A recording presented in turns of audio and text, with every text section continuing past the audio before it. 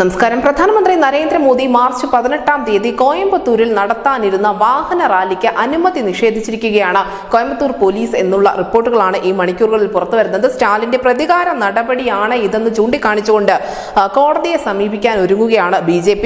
March 18-ന് നടക്കാനിരുന്ന റാലിക്കാണ് നിലവിൽ അനുമതി നിഷേധിച്ചിരിക്കുന്നത്.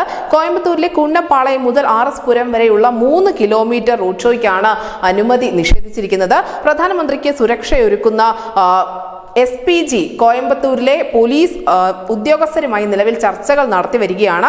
എന്തായാലും പ്രധാനമന്ത്രി നരേന്ദ്രമോദിയുടെ റോഡ് ഷോയ്ക്ക് അനുമതി നിഷേധിച്ചതിന് പിന്നിൽ 3 പ്രധാനപ്പെട്ട കാരണങ്ങളുണ്ട് എന്നാണ് ഭരണകൂടം പറയുന്നത്. ഒന്ന്, കാർ ബോംബ് സ്ഫോടനത്തിന് ശേഷം കോയമ്പത്തൂരിൽ ഇത്തരത്തിലുള്ള ഒരു റോഡ് ഷോയ്ക്കും പോലീസ് അനുമതി നൽകിയിട്ടില്ല. 2, അവിടെ ഇപ്പോഴും സുരക്ഷാ ഭീഷണികളുണ്ട്. 3, അവിടെ പൊതു തെരഞ്ഞെടുപ്പ് നടക്കുന്നത് കൊണ്ട് തന്നെ നരേന്ദ്രമോദിയുടെ റോഡ് ഷോ നടക്കുമ്പോൾ അല്ലെങ്കിൽ വാഹന റാലി നടക്കുമ്പോൾ ഇത് വിദ്യാർത്ഥികൾക്ക് വലിയ തടസ്സം സൃഷ്ടിക്കും എന്നീ വാദങ്ങളാണ് ഇവർ നിർത്തുന്നത്. അതേസമയം തന്നെ BJP പറയുന്നു ഇത് പ്രതികാര നടപടി തന്നെയാണ്. കാരണം ഏതാനും മണിക്കൂറുകൾക്ക് മുൻപാണ് പ്രധാനമന്ത്രി നരേന്ദ്രമോദി കന്യാകുമാരിയിൽ വെച്ച് DMK കടന്നാക്രമിച്ചത്. അതിന് തൊട്ട് പിന്നാലെ ഇത്തരത്തിലുള്ള ഒരു നടപടി വരണമെന്നുണ്ടെങ്കിൽ അത് സ്റ്റാലിന്റെയും കൂട്ടരുടെയും പ്രതികാര നടപടി എന്ന് തന്നെയാണ് BJP ആവർത്തിക്കുന്നത്. എന്തായാലും ഈ പ്രധാനമന്ത്രി നരേന്ദ്രമോദിയുടെ റോഡ് ഷോയ്ക്ക് അനുമതി നിഷേധിച്ചത് വലിയ വിവാദങ്ങളിലേക്ക് വഴിമാറിക്കൊണ്ടിരിക്കുകയാണ്. News desk news India Malayalam.